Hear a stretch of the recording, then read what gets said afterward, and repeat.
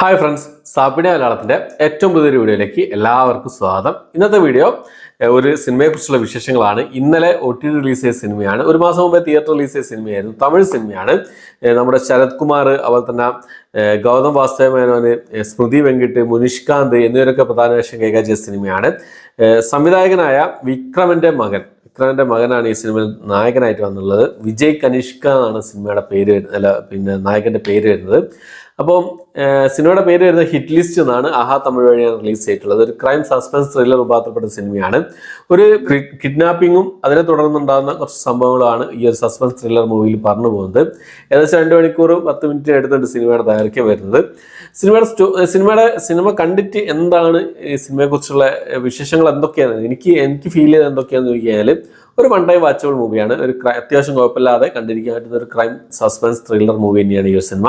ക്ലൈമാക്സിലൊക്കെ നല്ലൊരു ട്വിസ്റ്റ് കാര്യങ്ങളൊക്കെ ഉണ്ട്. നമുക്ക് പ്രെഡിക്റ്റ് ചെയ്യാൻ പറ്റാത്ത സ്റ്റോറി കാര്യങ്ങളൊക്കെ ആണെങ്കിലും പ്രെഡിക്റ്റ് ചെയ്യാൻ പറ്റുന്ന സ്റ്റോറി കാര്യങ്ങളൊക്കെ ആണെങ്കിലും ക്ലൈമാക്സിൽ എത്തുന്ന സമയത്ത് അൺപ്രഡിക്റ്റബിൾ ആണ് എന്നുള്ളതാണ് സംഭവം. ക്ലൈമാക്സ് ട്വിസ്റ്റ് കാര്യങ്ങളൊക്കെ നല്ല രസമുണ്ടായിരുന്നു.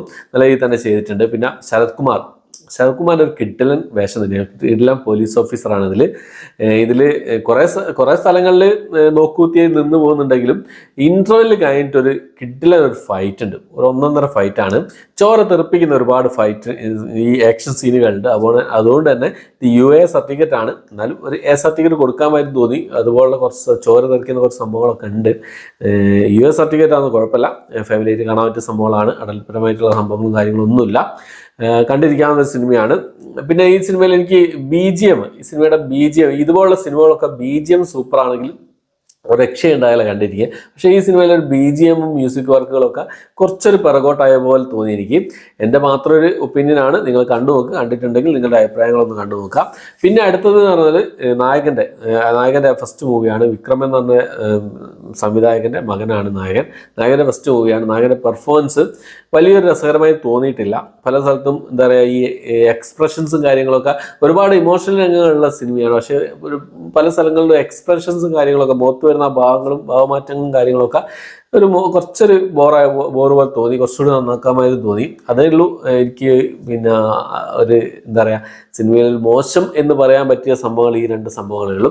ബാക്കിയൊക്കെ നല്ല നീറ്റായിട്ട് അവർ ചെയ്ത് വെച്ചിട്ടുണ്ട്.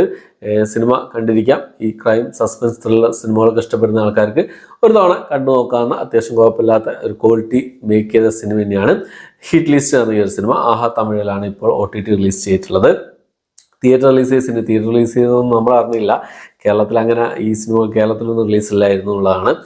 എന്തായാലും കണ്ടു നോക്കുക. കണ്ടവരുണ്ടെങ്കിൽ നിങ്ങളുടെ അഭിപ്രായങ്ങൾ കമന്റ് ബോക്സിൽ രേഖപ്പെടുത്താൻ ശ്രമിക്കുക. ഇത്രയാണ് ഈ സിനിമയെക്കുറിച്ച്. ബാക്കി കാര്യങ്ങളൊന്നും പറയുന്നില്ല.